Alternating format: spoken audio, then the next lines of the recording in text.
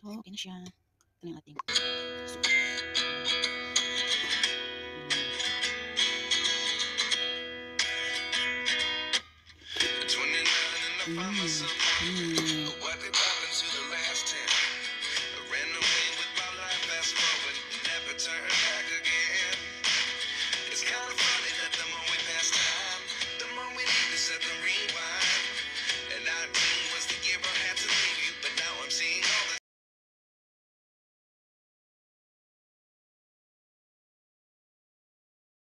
Hello, good morning people.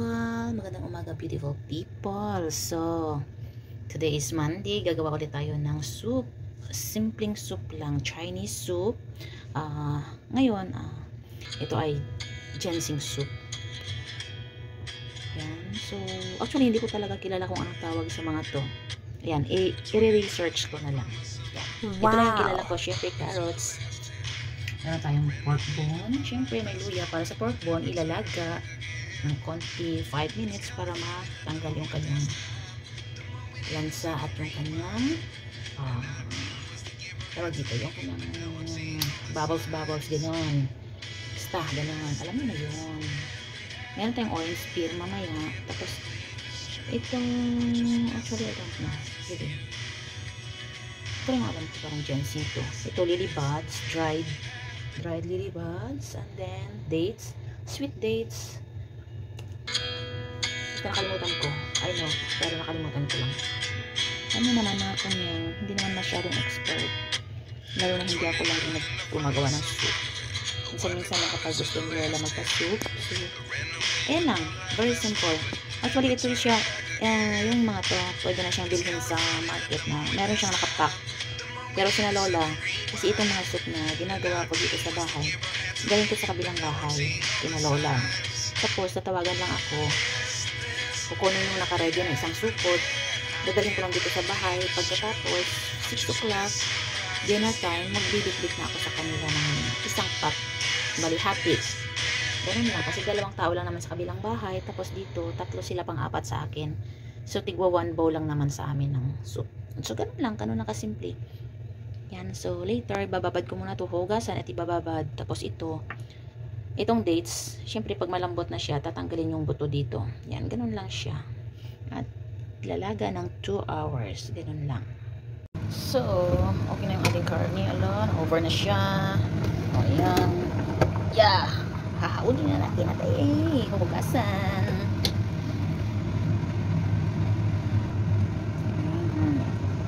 Yan, over na siya kasi alam niyo na, pumunta ka sa cellphone, nagkuti-kuti pa ang inday. Yan po. At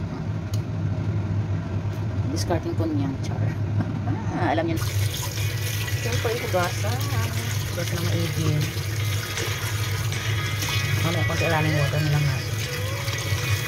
Para matanggal ang kanyang mga dugo-dugo. Alam niyo yung dugo-dugo.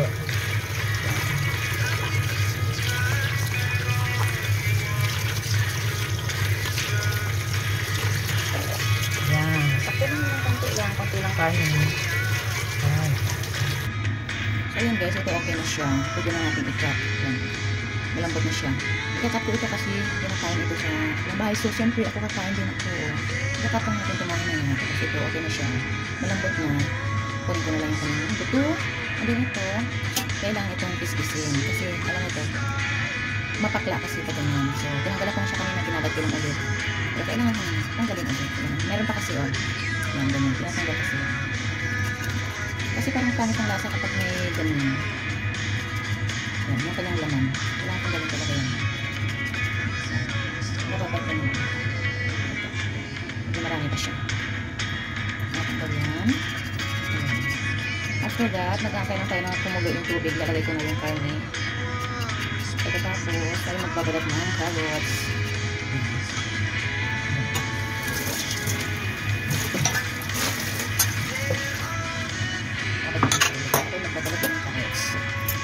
So, malaking carrots lang. Okay na po sa amin. Saka, iwain na siya ng malaki. That's it. Ganun na kasimple ang aming mga soup dito. Hindi siya ganun kamahal. Simple lang. Minsan lang sa 1 linggo. Yan. Minsan twice a week lang. Paulit-ulit lang na siya. Importante mo pang soup.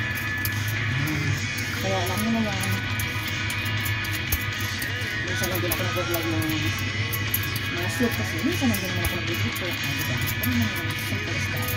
Tsaka ulit-ulit na. Ito na, i-vlog ko na ito dati. Hindi ko lang pansin. Hindi ko lang naalala kung kailan. Maybe last year pa. Yan ang gamit ko.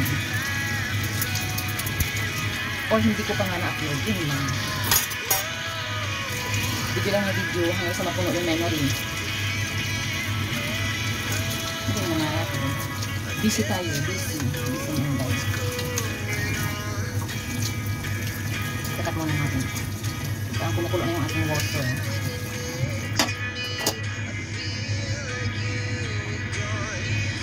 Ayan, sure miss. Kumukulo na nga. So, lagyan na natin. Konting corny. Sorry. Oops. Good.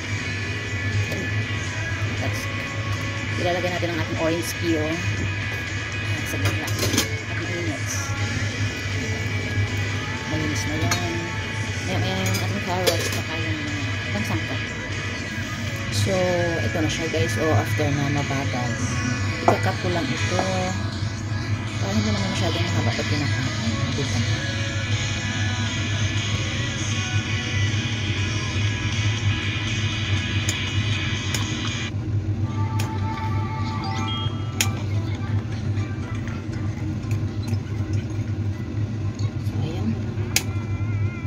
Tigas-tigas konti.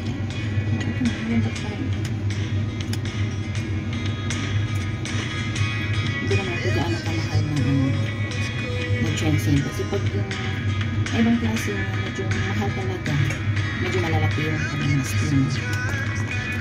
Ito mga ordinary lang ito. Nakapak na siya. Siyempre, alam mo naman hindi naman yung ilang ka. Kaya naman ang ating mga simpleng tao lang. Pinarin ito, at least meron tayo ng soup. Ito naman ay traditional soup. At talaga kailangan nila ng soup kasi kung sa atin tayo magawa ng gulay, yung gulay nila dito ay walang sabaw. Sa atin naman ay may sabaw. So ito may kanilang sabaw. Kasi lahat ng gulay nila, stir-fry lang siya. Yung sabaw. So ito na yung pinakasabaw nila. Araw-araw. Yung iba araw-araw or every other day ganun. Pero kami dito minsan lang in a week ganun. Lagay ko lang siya at ilagay na natin dun sa ating kumukulong sa bowl. Siyempre ito na ating nalagay sa bowl.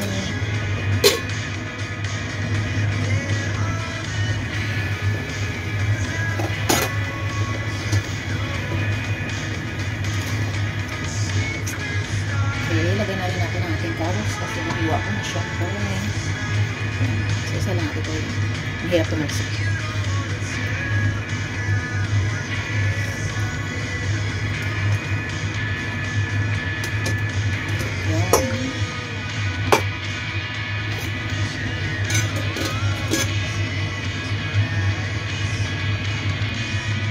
Ito lang.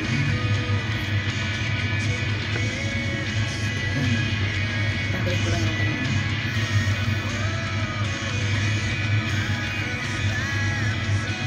Ganda naman siya. Lambot lang naman kasi ito. Kaya okay lang na huli mo siya ilagay.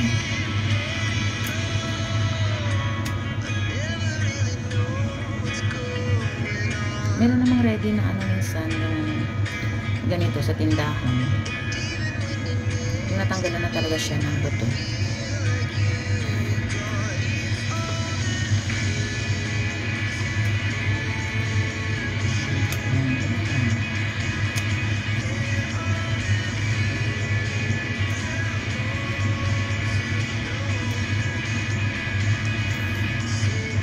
So, ayan na yan. Ayan na nga guys. Tapos na rin sa paggugunting after a million times. Charot.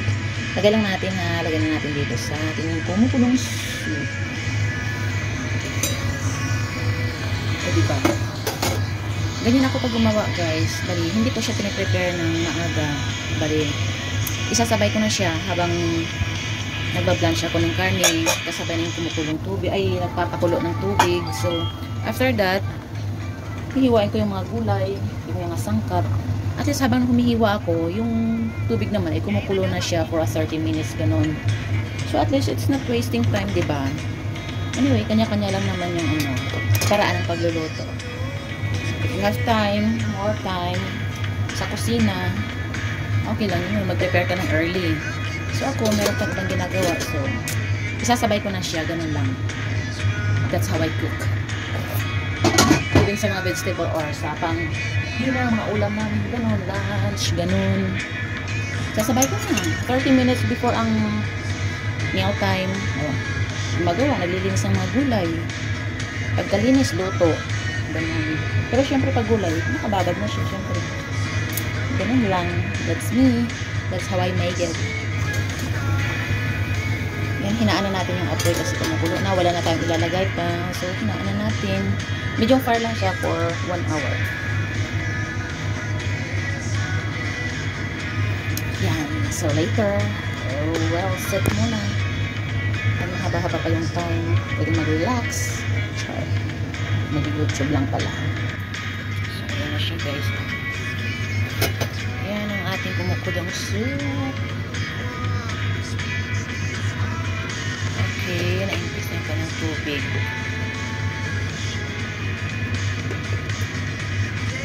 Okay na to after 30 minutes mo.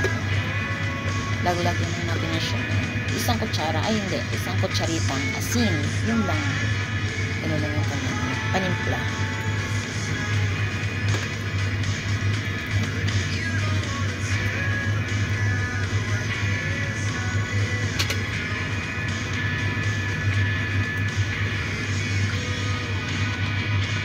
So, ayan na guys. Already na yan siya. It's 5 o'clock already. So, ganun ko lang karami yung asin ilalagay ko. Ayan. Okay na yan siya. It tastes good.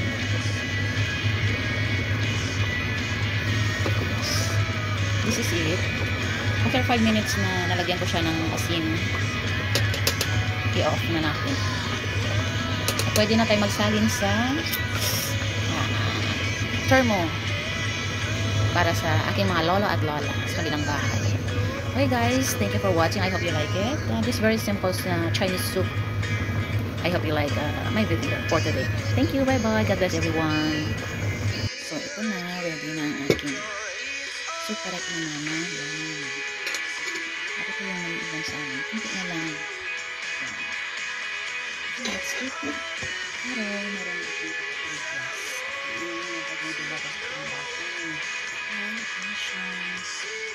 Come